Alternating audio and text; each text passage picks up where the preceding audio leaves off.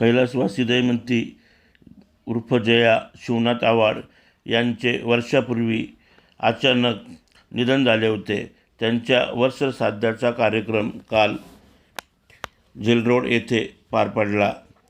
यावेळेस मोठ्या प्रमाणात पाहुणे सगळेसोयरे उपस्थित होते.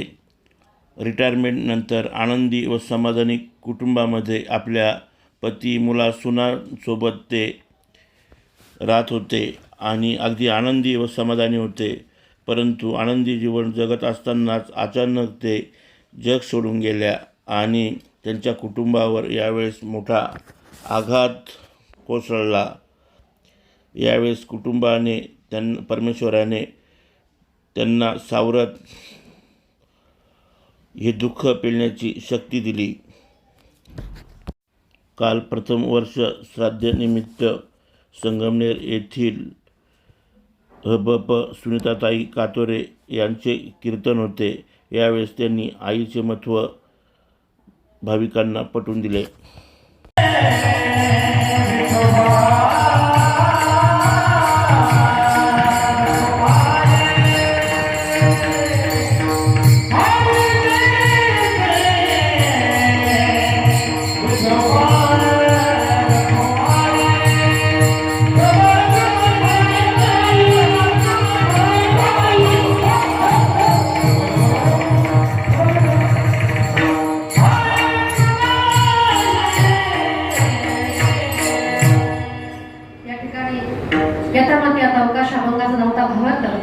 तुमच्या पुढे मांडण्याचा प्रयत्न केला. अगदी शेवटच्या ठिकाणी 5 मिनिटं घेते, थोडंसं आई या विषयावरती बोलते आणि माझ्या वांगेला विराम देते. कैलासवासी आज या आई परिवारामधून निघून गेले. अतिशय गोड असा चेहरा, अतिशय सात्विक असा चेहरा, अतिशय गोड अशी मूर्ती. आज या आई तुमच्या आमच्यामधून निघून गेल्या. पण सांगेन, पृथ्वीपेक्षा श्रेष्ठ आई असते, पण स्वर्गापेक्षा उंच वडील असतात. स्वामी हा त्रिजगाचा आई विना विकारी. एकदा का जीवनामधली आई निघून गेली का आईसारखं प्रेम पुन्हा मिळत नाही. जीवनामधला बाप निघून गेला का बापासारखा विश्वास, बापासारखा आधार जगामध्ये पुन्हा मिळत नाही. पण ऐका, ज्या दिवशी स्वतःची आई जगामधून निघून गेली का मात्र त्या दिवशी आई कुणाला म्हणावं, आई म्हणून कुणाला हाक मारावी असा प्रश्न पडतो. आई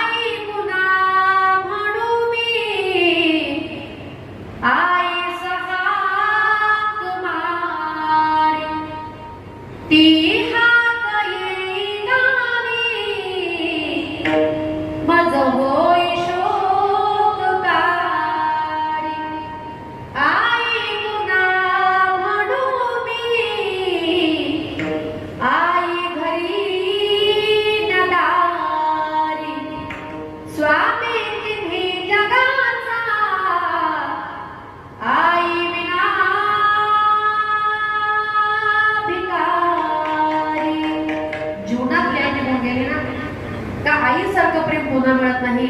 आज आई परिवारामधून निघून गेल्या, पण एक आई निघून गेली का परिवाराची मोठी हानी होते. कारण एका आईचं प्रेम, एका आईचं वात्सल्य, एक मूर्ती, आज या प्रेमाची मूर्ती परिवारामधून निघून गेली. पण एका आई वडिलांची सेवा आपण केली पाहिजे, आई वडिलांना आपण जपलं पाहिजे.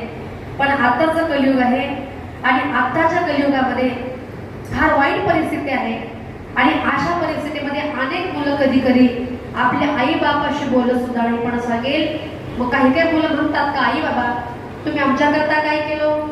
नाही बांधला बंगला, नाही बांधल्या माड्या, नाही घेतल्या गाड्या. आई बाबा तुम्ही आमच्यासाठी केलं तरी काय? पण ऐका ना, तुमच्या आमच्या सगळ्यांच्या आई बापाचा, तुमच्या आमच्या सगळ्यांवरती एकच मोठा उपकार आहे. जन्म दिला आईने मला, उपकार हा मोठा झाला, उपकार हा मोठा झाला, उपकार हा मोठा झाला. ठेच लागे जरी पायाला, ठेच लागे जरी पायाला, पाणी तिच्या डोळ्याला. जन्म दिला आईने मला, उपकार हा मोठा झाला.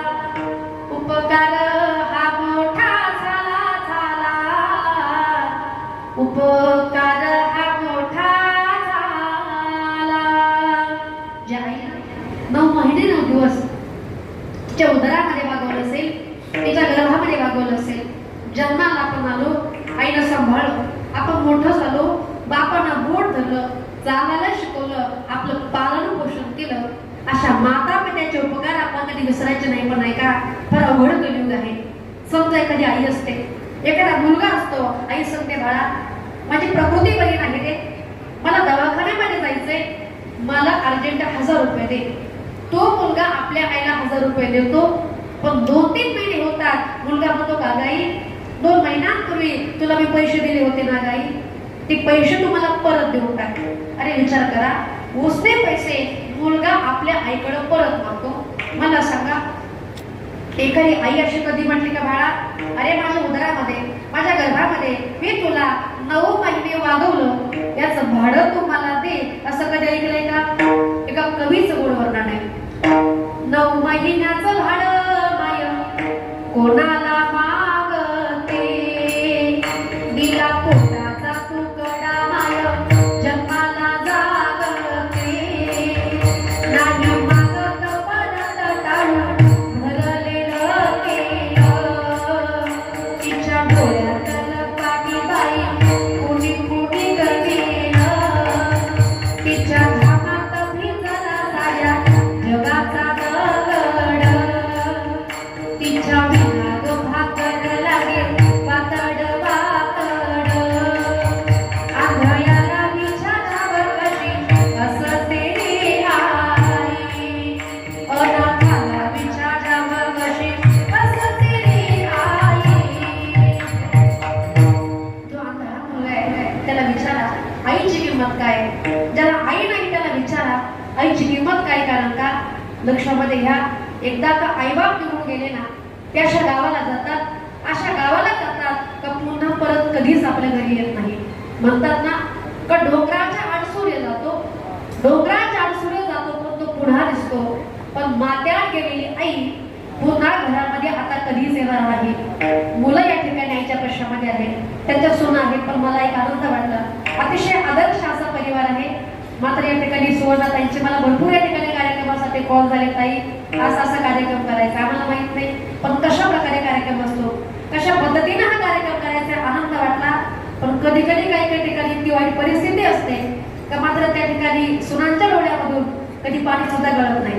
पण जेव्हापासून कीर्तन सुरू झालं, आमच्या ठिकाणी रोहिणीताई असतील, सुवर्णाताई, अतिशय एक आदर्श असा परिवार आहे. नक्कीच या सासू नाही मात्र आईचंच प्रेम या ठिकाणी या आईनं आज परिवाराला दिलंय. पण या आई परिवारामधून निघून गेल्या पण नाही का, जशी पंढरपूर मधून रखमाई झाली ना, मात्र तशी अवस्था आज परिवारामधून आई जाण्यानं झाली. गेली दुरी दिगंतरा पुन्हा येवे नाही घरी, विजला कशी जाऊ मी मंदिरी,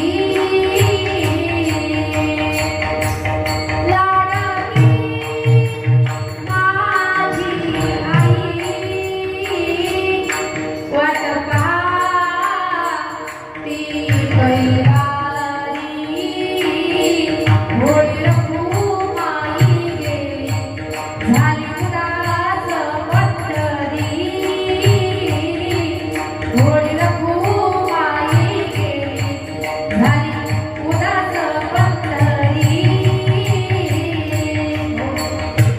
या आव्हाड परिवाराची भोळी रखुमाईचा जाईच्या रूपानं तुमच्या आमच्यामधून निघून गेले का या जगामध्ये सगळं काही मिळेल, पण आईसारखी माया आणि बापासारखा आधार, बापासारखी पाठीवरती थाप टाकणारा श्रीमंत मनाचा माणूस एकदा का आईबाप निघून गेले, जगामध्ये पुन्हा या 2 व्यक्तींचं प्रेम कधीच मिळत नाही. किती पैसे द्या, काही करा, पण गेलेले आई वडील आणि गेलेल्या आई वडिलांची माया जीवनामध्ये पुन्हा कधीच मिळू शकत नाही.